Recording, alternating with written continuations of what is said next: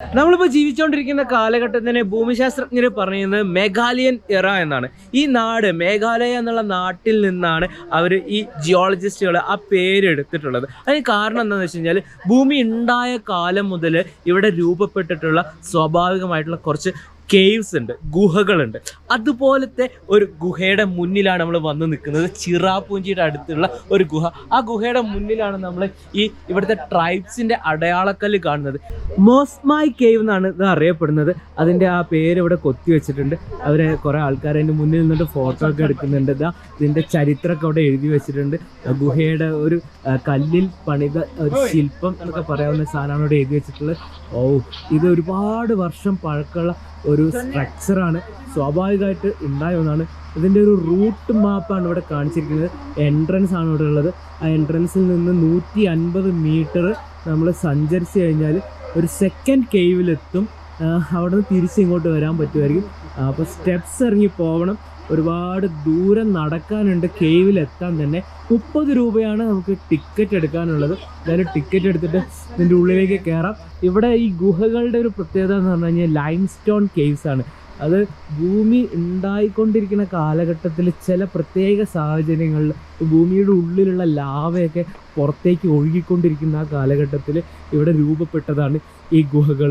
ഈ ഗുഹകളൊക്കെ ഇവിടെ ഉള്ളതുകൊണ്ടാണ് ചിറാപൂഞ്ചിയിൽ ഇത്ര അധികം മഴ പെയ്യുന്നത്. അയ്യോ, ഇത് നോക്കി, ഈ കല്ലൊക്കെ ഞാൻ പറഞ്ഞല്ലോ ലാവ ഒലിച്ചിറങ്ങി വന്ന പണ്ടത്തെ, അതായത് ഏകദേശം 400 കോടി വർഷം മുന്നേ ഇവിടെ രൂപപ്പെട്ട് നിൽക്കുന്ന ഓരോ സ്ട്രക്ചേഴ്സാണ്. അതിൻ്റെ ഇടയിൽ കൂടെ ചെറിയൊരു വഴിയാണ്. ഇത് ഒരുപാട് നടക്കാനുണ്ട്. ഇത് ഇവിടുത്തെ ഒരു പോപ്പുലർ ഡെസ്റ്റിനേഷനാണ്. 1700-ലധികം ഗുഹകളാണ് മേഘാലയയിലുള്ളത്. ഒന്ന് ആലോചിച്ച് നോക്കി, 1700 ഗുഹകൾ. അതിൽ ലോകത്തിലെ തന്നെ ഏറ്റവും വലുതൊക്കെ ആയിട്ടുള്ള പലതുണ്ട്. നമ്മളിതാ അതിലെ ഏറ്റവും സേഫ് ആയിട്ടുള്ളൊരു ഗുഹയുടെ മുന്നിലാണ് വന്ന് നിൽക്കുന്നത്. ധൈര്യമായിട്ട് ഫ്രീ ആയിട്ട് ഇതിൻ്റെ ഉള്ളിലേക്ക് കയറി പോവാണ്. കാരണം സ്റ്റെപ്സ് ഉണ്ട്. പിന്നെ ഇത്രയും ആൾക്കാർ, ഇതേ കുട്ടികൾ ഉൾപ്പെടെ ആൾക്കാർ പോയിക്കൊണ്ടിരിക്കുകയാണ്. ഇവിടെ നമ്മുടെ നാട്ടിൽ വലിയ വവ്വാലിൻ്റെ പ്രശ്നമോ നാറ്റോ അങ്ങനെയൊന്നുമില്ല. ഇവിടെ നല്ല വെറ്റായിട്ടുള്ള സ്ഥലമാണ്. നനഞ്ഞ് കിടക്കുകയാണ് കേട്ടോ മൊത്തത്തിൽ. ഇതിലിങ്ങനെ പോകുന്ന സമയത്ത് നമുക്ക് നടക്കാൻ വേണ്ടിയിട്ടുള്ള ഒരു വഴി തന്നെ ഉണ്ട്. ഈ വഴി ആൾക്കാർ നടന്ന് ശരിക്കും കല്ലൊക്കെ തേഞ്ഞിട്ടുണ്ട്. ലൈം സ്റ്റോൺ ആയതുകൊണ്ട് വളരെ സ്മൂത്തായിട്ട് മാറിയിട്ടുണ്ട്. ആൾക്കാർ നടക്കുന്ന ആ വഴിയൊക്കെ. ഈ കല്ലിൻ്റെയൊക്കെ ഒരു കളർ ടോണൊക്കെ നോക്കി. ഇത് പച്ച നിറം, വേറെ സ്വർണ്ണത്തിൻ്റെ നിറമുള്ള കല്ലുകളൊക്കെയാണ് ഇതിൻ്റെ ഉള്ളിലുള്ളത്. അടരുകളായിട്ട് നിൽക്കുന്നുണ്ട്. വളരെ കാഷ്വലായിട്ട് എല്ലാവരും നടന്ന് അങ്ങോട്ട് പോകുന്നു. അവിടെയൊക്കെ ലൈറ്റപ്പ് ചെയ്തിട്ടുണ്ട്. പിന്നെ ഇവിടുത്തെ ഒരു പ്രത്യേകത എന്താ വെച്ച് കഴിഞ്ഞാൽ മുകളിൽ നിന്ന് ഇങ്ങനെ തൂങ്ങി നിൽക്കുന്ന മാതിരത്തിലുള്ള കല്ലുകളുടെ സ്ട്രക്ചറുണ്ട്. ഇതിൻ്റെ അറ്റത്ത് കണ്ട വെള്ളത്തുള്ളികൾ വന്ന് നിൽക്കുന്നു. ഇതൊക്കെ വളരെ ഷാർപ്പാണ് കേട്ടോ. ഈ അടിച്ചൊക്കെ നല്ല ഷാർപ്പായിട്ടുള്ള അടിച്ചാണ്. പിന്നെ മുകളിലേക്ക് നല്ല ഉയരമുണ്ട്. ഇതാ നോക്കി, ഇപ്പം തലയിലേക്ക് വീഴുന്നുള്ള ആ ഫീലിലാണ് വെക്കുന്നത്. ഈ സൈഡിലാണ് ലൈറ്റപ്പ് ചെയ്തിട്ടുള്ളത്. മഴക്കാലത്ത് വെള്ളക്കെട്ടുകളും വെള്ളമൊക്കെ ഒഴുകിക്കൊണ്ടിരിക്കുകയൊക്കെ ചെയ്യുന്ന സ്ഥലമാണിത്.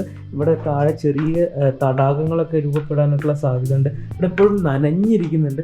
നമുക്ക് അത് ഫീൽ ചെയ്യാൻ പറ്റും. ആ ഒരു കളർ ടോൺ കാണാം. എന്തായാലും ഇതിലെ അങ്ങോട്ട് നീളത്തിൽ നീണ്ട് കിടക്കുകയാണ് ഗുഹ. വഴിയിൽ കൺഫ്യൂഷനൊന്നുമില്ല. ആൾക്കാർ സ്ഥിരം നടന്നു പോകുന്നതുകൊണ്ട് ഒരു ക്ലാരിറ്റി ഉണ്ട്. പിന്നെ പാമ്പോ അങ്ങനെയൊന്നും ഉണ്ടാകുന്നുള്ള ടെൻഷൻ തീരെ വേണ്ട. ഇത് അത്രയും ആൾക്കാർ വന്ന് വിസിറ്റ് ചെയ്യുന്ന സ്ഥലം. നിലത്ത് കോൺക്രീറ്റ് വരെ ഇട്ടിട്ടുണ്ട് കേട്ടോ, ആ ഒരു സേഫ്റ്റി ഉണ്ടാകാൻ വേണ്ടിയിട്ട്. ഇതിൽ മുകളിൽ നോക്കിയേ ചില സ്ഥലത്തൊക്കെ കല്ലൊക്കെ ഇങ്ങനെ ശരിക്കും നമുക്ക് കയ്യെത്തി പിടിക്കാൻ പാകത്തിന് താഴേക്ക് വന്ന് നിൽക്കുന്നുണ്ട്. ഇതൊക്കെ ഭയങ്കര ഷാർപ്പായിട്ടുള്ള കല്ലുകളാണ്. ഇതൊക്കെ ഇങ്ങനെ ശില്പികൾ കൊത്തിയെടുത്ത മാതിരി ഓരോ ഡിസൈൻസാണ്. ഇതിൽ നിന്നൊക്കെയാണ് ഭൂമിശാസ്ത്രത്തിനെ കുറിച്ചൊക്കെയുള്ള ഒരുപാട് പഠനങ്ങളൊക്കെ നടക്കുന്നത്. ലാവ ഒലിച്ചിറങ്ങിയിട്ട് തണുത്ത് കട്ടയായിട്ടുള്ള ആ ഒരു സ്ട്രക്ചർ അതേപോലെ നിൽക്കുകയാണ്. അതിലൊരു മാറ്റം ഉണ്ടായിട്ടില്ല.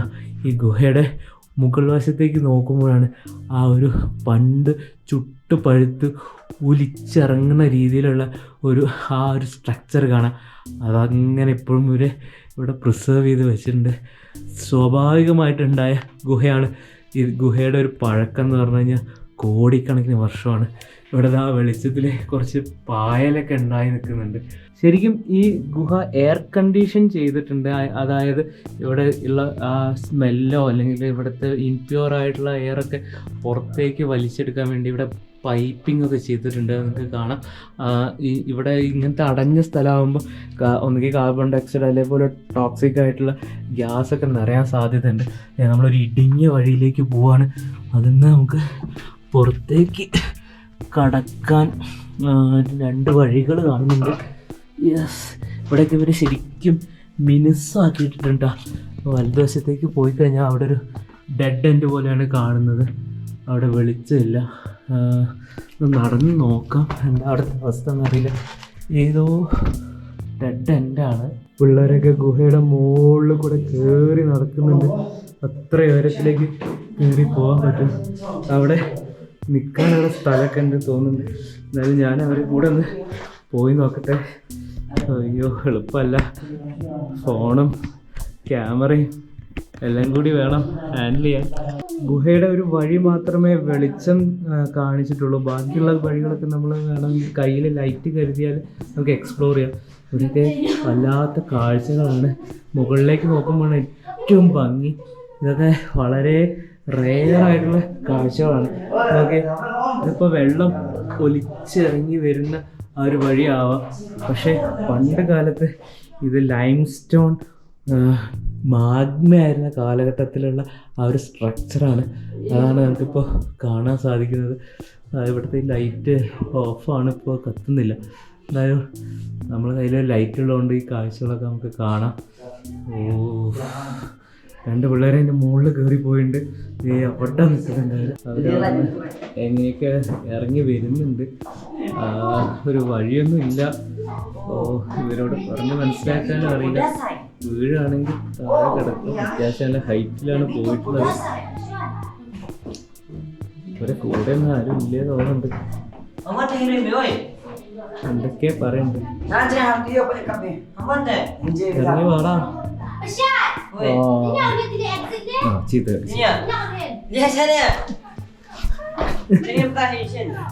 ചെക്കൻ്റെ ചേച്ചി അമ്മയൊക്കെയാണ്. അവരത് അങ്ങോട്ടാണ് പോകുന്നത്. നമുക്കിനി അങ്ങോട്ടാണ് പോകാനുള്ളത്.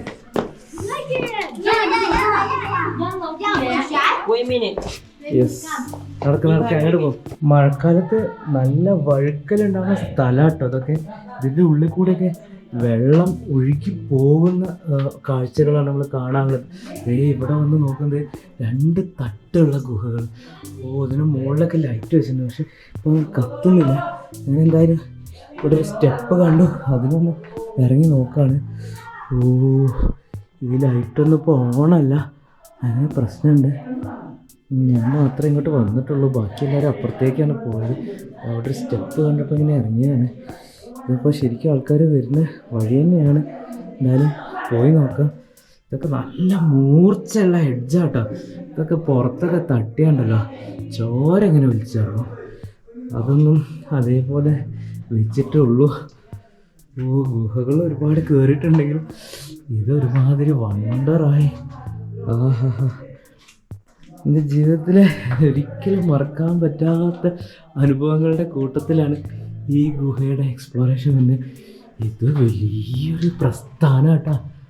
വാവ്, ഇതേപോലത്തെ 1700 ഗുഹകളാണ് മേഘാലയയിലുള്ളത്. വെറൈറ്റി ആയിട്ടുള്ള കിലോമീറ്ററുകളോളം നീളമുള്ള ഗുഹകൾ. പക്ഷേ സഞ്ചാരികൾക്ക് പോകാൻ അനുവാദമുള്ള ഗുഹകൾ വളരെ കുറവാണ്. അതിലൊന്നിലാണ് നമ്മളിപ്പോൾ കയറിയിരിക്കുന്നത്. ഇതിൽ പുറത്തേക്ക് പോകാൻ പറ്റും എന്നുള്ള പ്രതീക്ഷയിലാണ് നടക്കുന്നത്. ഞാൻ വന്ന വഴി ഇതേ പിറകിലാണ്. ഞാൻ മാത്രമേ ഉള്ളൂ. സത്യമായിട്ടും ഞാൻ മാത്രമേ ഇവിടെ ഉള്ളൂ. ആരുമില്ല. ഇതിൻ്റെ ഉള്ളിൽ വേറെ ജീവികളൊന്നും ഉണ്ടാവില്ല എന്നിരിക്കാതാ. കോൺക്രീറ്റിൻ്റെ ഒരു സ്ട്രക്ചർ കാണുന്നുണ്ട്. ഇതേപോലെ സ്ഥലത്ത് വരുമ്പോൾ മനുഷ്യന്മാരുണ്ടാക്കി എന്തെങ്കിലും കാണുമ്പോൾ കിട്ടുന്നൊരു സമാധാനം അത് ചെറുതല്ല. കാരണം നമുക്ക് ശിവലിംഗം പോലെ ഉണ്ട് ഒരു ഗുഹ. ഗുഹേൻ്റെ ഉള്ളിലുള്ള ഒരു കല്ലാണ് ഇത്. തോന്നുന്നു ഈ ലൈം ഇങ്ങനെ അടർന്ന് വീണ് ഉറ്റി വീണിട്ട് ആയി വരുന്നതാവാം ഈ സ്ട്രക്ചർ. ഇതാ മുകളിലേക്ക് അങ്ങോട്ട് കയറണം. എനിക്കെന്തായാലും ഇതുവരെ ശ്വാസതടസ്സം അങ്ങനെയൊന്നും ഉണ്ടായിട്ടില്ല. അത് ഒരു വലിയ ഗുഹയായതുകൊണ്ടുള്ള ഗുണമാണ്. അമ്മേ, എന്തൊക്കെയോ എവിടേക്കോ കൊളുത്തി പിടിച്ചിട്ടുണ്ട്. കുഴപ്പമില്ല. യെസ്, ഇതുണ്ട ഇങ്ങനത്തെ സ്ട്രക്ചേഴ്സ് എന്ന് പറഞ്ഞു കഴിഞ്ഞാൽ മുകളിൽ നിന്ന് എന്തോ ഉറ്റി വീണ പോലെയാണ് എനിക്ക് തോന്നുന്നത്. ഇതൊക്കെ ഭൂമിയിൽ തന്നെയാണോ എന്ന് ഞാൻ സംശയിക്കുന്നത്. ഫ്ലവേഴ്സൊക്കെ പോലെ ഉണ്ട്, അതിൽ വെള്ളത്തുള്ളിയാട്ടോ വന്ന് നിൽക്കുന്നത്.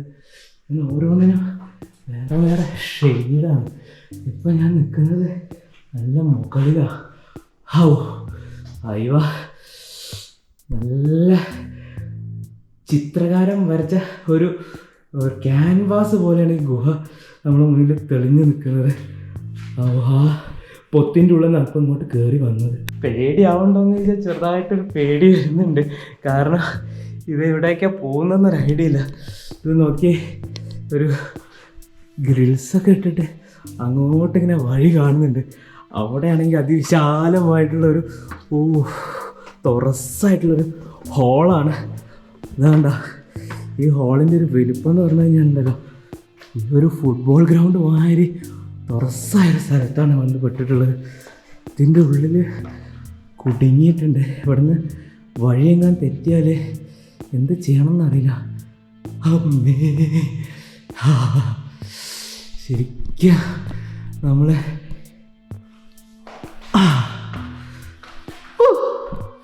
ഞാൻ മാത്രമേ ഉള്ളൂ ഇവിടെ. ഇത് അങ്ങോട്ടേക്കൊരു വഴി കാണുന്നുണ്ട്, അങ്ങോട്ടേക്ക് വേറൊരു വഴി കാണുന്നുണ്ട്. ഇവിടെ ലൈറ്റിൻ്റെ ഒരു വയറിങ് കാണുന്നുണ്ട്. ആ ഒരു വയറിങ് തിരഞ്ഞു പോവാം. അതുകൊണ്ട് വഴി തെറ്റിയിട്ടില്ല എന്ന് വിശ്വസിക്കുന്നു ഞാൻ. എന്താ ഈ ലൈറ്റൊന്നും ഇവർ ഓണാക്കാത്തതെന്ന് മനസ്സിലാവുന്നില്ല. കറണ്ട് പോയതാവും. അത് കുഴപ്പമില്ല, നമുക്കിതാ ഇവിടെ ഒരു വഴി കണ്ട് ഇങ്ങോട്ട് പോയി നോക്കട്ടെ. ഇതൊരു കുഴിയാണ്. ഇത് ഡെഡ് എൻഡ് ആണോ ഇനി അങ്ങോട്ട് വഴിയുണ്ടോ എന്നറിയില്ല. പാതാളം പോലെ കിടക്കുന്നുണ്ട്. അങ്ങോട്ടേക്ക് ഇറങ്ങണമെങ്കിൽ കയറൊക്കെ കെട്ടി ഇറങ്ങേണ്ടി വരും. ശരിക്കും പറയുകയാണെങ്കിൽ ഈ ഗുഹ ആരെങ്കിലുമൊക്കെ മുഴുവനായിട്ട് എക്സ്പ്ലോർ ചെയ്തിട്ടുണ്ടോ എന്നറിയില്ല. അങ്ങോട്ട് ഒറ്റയ്ക്കായതുകൊണ്ട് ഞാൻ എന്തായാലും പോകുന്നില്ല. ഇതിൽ കൂടെ ഇങ്ങനെ നടക്കുമ്പോഴേ ഓരോ കല്ലൊക്കെ കാണുമ്പോൾ നമുക്ക് ശരിക്കും ഓരോ രൂപങ്ങളൊക്കെ മനസ്സിൽ വരിക. നിങ്ങളുടെ നോക്കി ഇതൊരു പശുവിനെ പോലെ തോന്നുന്നുണ്ടോ? എനിക്ക് മാത്രമാണോ തോന്നുന്നത്? ഒരു നന്ദീനെ പോലെ ഇല്ലേ? നിങ്ങളൊന്ന് സൂക്ഷിച്ച് നോക്കിയേ. അതിൻ്റെ പിന്നിൽ നിന്നുള്ള വ്യൂ ആണ് നന്ദീൻ്റെ തല. നന്ദി അല്ലെങ്കിൽ ഒരു പശു. ഇതേപോലെ ഓരോ സ്ട്രക്ചർ കാണുമ്പോഴും ഓരോരോ രൂപങ്ങളിങ്ങനെ സങ്കല്പിച്ചെടുക്കാൻ പറ്റും. അപ്പോൾ നമ്മളുടെ ഇമാജിനേഷൻ അനുസരിച്ച് നിങ്ങൾക്ക് ഇവിടെ നിന്ന് നല്ല ഭംഗിയുള്ള കാഴ്ചകളൊക്കെ കണ്ടെടുക്കാം കേട്ടോ. അയ്യോ, ഇതിൽ വേറെ വേറെ കളറും ഉണ്ട്. അതാണ് അതിൻ്റെ ഒരു രസം. വർഷങ്ങൾ കഴിയുന്തോറും ഈ ഗുഹയുടെ രൂപത്തിൽ ചെറിയ ചെറിയ മാറ്റങ്ങൾ വന്നുകൊണ്ടിരിക്കുന്നുണ്ട്. ഇവിടെ ശരിക്കും വെള്ളത്തുള്ളികളാണ് കൊത്തുപണി എടുക്കുന്നത്. 10ഉം 100ഉം കൊല്ലം കഴിയുമ്പോൾ ഈ വെള്ളം വീണ് വീണ് വീണ് ആ വീഴുന്ന സ്ഥലത്ത് ഒരു പ്രത്യേക തരത്തിലുള്ള കുഴി ഉണ്ടാവും, അല്ലെങ്കിൽ ആ കല്ല് ചിലപ്പോൾ അടർന്നു പോകും. കണ്ടോ, ഓരോരോ വ്യത്യസ്തമായ ഷെയ്ഡുകളാണ്. ആ കല്ലിനൊക്കെ ഒരുപാട് വാല്യൂ ഉണ്ടാവും. ചിലപ്പോൾ നമുക്ക് ഈ ആഭരണങ്ങൾക്കൊക്കെ വേണ്ടി ഉപയോഗിക്കാനൊക്കെ പറ്റുന്ന തരത്തിലുള്ള കല്ലുകളാവാം. ഇതാ ഈ എഡ്ജിലൊക്കെ ചെറിയ രീതിയിൽ ഷാർപ്പായിട്ടുള്ള സാധനങ്ങളൊക്കെ പൊട്ടി വീണ പോലെ കാണുന്നുണ്ട്. എന്തായാലും താഴേക്ക് കുറച്ച് നടക്കണം. നമ്മൾ അതിലേയുള്ളൊരു വഴിയിലാണ് പോകേണ്ടത്. ഇതിൽ പുറത്തേക്ക് കടക്കാൻ പറ്റുമോ എനിക്ക് ഉറപ്പൊന്നുമില്ല. എന്തായാലും ഇവിടെ അധികം നേരം നിൽക്കാൻ പറ്റില്ല. ഇതിത്തിരി വിശാലമായിട്ടുള്ളൊരു ഓഡിറ്റോറിയം പോലത്തെ സ്ഥലം. അത് അവിടെ നിന്നാണ് നമ്മൾ വന്നത്. നമുക്ക് ഇങ്ങോട്ടേക്ക് പോവാം. എൻ്റെ ഒരു ഓർമ്മ ശരിയാണെങ്കിൽ ഇത് തന്നെയാണ് നമ്മളെ വഴി. ഓക്കെ, ഇതേ വഴി ഉണ്ടോയെന്ന് എനിക്കറിയില്ല. പോയി നോക്കട്ടെ. അയ്യോ, ഇതൊരു ഡെഡ് എൻഡ് പോലെയാണോ കാണുന്നത്. ഇതിനെ അങ്ങോട്ട് കടക്കാൻ പറ്റിയായിരിക്കുമല്ലേ? പോയി നോക്കട്ടെ. ആൾക്കാർ ചവിട്ടി നടന്നിട്ട് ഒരു തേയ്മാനം സംഭവിച്ച ഒരു മാറ്റം കാണാം. അങ്ങോട്ട് നോക്കി ഇതിലെയാണ് എനിക്ക് പോകേണ്ടത്. ഈ സംഗതി ഒന്നും മേത്ത് കുത്തി. നല്ല തണുത്ത കല്ലാട്ടോ. ഞാനിപ്പോഴാണ് കല്ല് തൊട്ട് നോക്കിയത്. ഭയങ്കര തണുപ്പാണ്. ഇതെന്താ സിമൻ്റ് ഇട്ട പോലെയല്ലേ സംഭവം? ലൈം സ്റ്റോണിൻ്റെ ഒരു ലൈമിൻ്റെ ഡെപ്പോസിഷനാണ്. ആൾക്കാർ ചവിട്ടിയിട്ടോ അങ്ങനെയോ ആ കല്ലിൻ്റെ മുകളിലുള്ള ഡെപ്പോസിഷൻ അടർന്നു പോയിട്ടുണ്ട്. നമുക്ക് അങ്ങോട്ടാ പോകുന്നത്. ഞാൻ നേരത്തെ പറഞ്ഞ മാതിരി ഓരോരോ രൂപങ്ങളാണ് ഓരോ കല്ലിൻ്റെ മുകളിൽ നിന്നും നമുക്ക് സങ്കല്പിച്ചെടുക്കാൻ പറ്റുന്നത്. ശരിക്കും ഒരാൾക്ക് കഷ്ടി ഇങ്ങനെ കയറി വരാൻ പറ്റുന്ന ഒരു വഴി. അതിൻ്റെ ഉള്ളിൽ കൂടെയാണ് ഞാൻ വന്നിട്ടുള്ളത്. ആരും വരുന്നില്ല എൻ്റെ കൂടെ. പിന്നിലൊന്നും ഒരു മനുഷ്യൻ ഇങ്ങോട്ട് വന്നിട്ടില്ല. മുന്നോട്ട് പോകാനുള്ള വഴി ഇതാ കാണുന്നുണ്ട്. ഇതിലൊരു എക്സിറ്റ് ഉണ്ടാവുന്നുള്ള പ്രതീക്ഷയിലാണ് നടക്കുക. വേറെ രൂപം ഇതൊക്കെ എന്തൊക്കെയാണ്, എവിടേക്കൊക്കെയാണ് ഞാൻ പോകുന്നത് ഒരു ഐഡിയ ഇല്ല.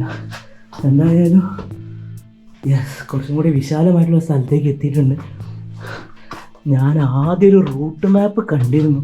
ആ റൂട്ട് മാപ്പ് മനസ്സിലായി എന്ന് വിചാരിച്ചിട്ടാണ് വന്നത്. പക്ഷെ നമ്മൾ മാപ്പിലൊന്നും കാണുന്ന മാതിരി ആവില്ലല്ലോ ശരിക്കുള്ള സ്ഥലം.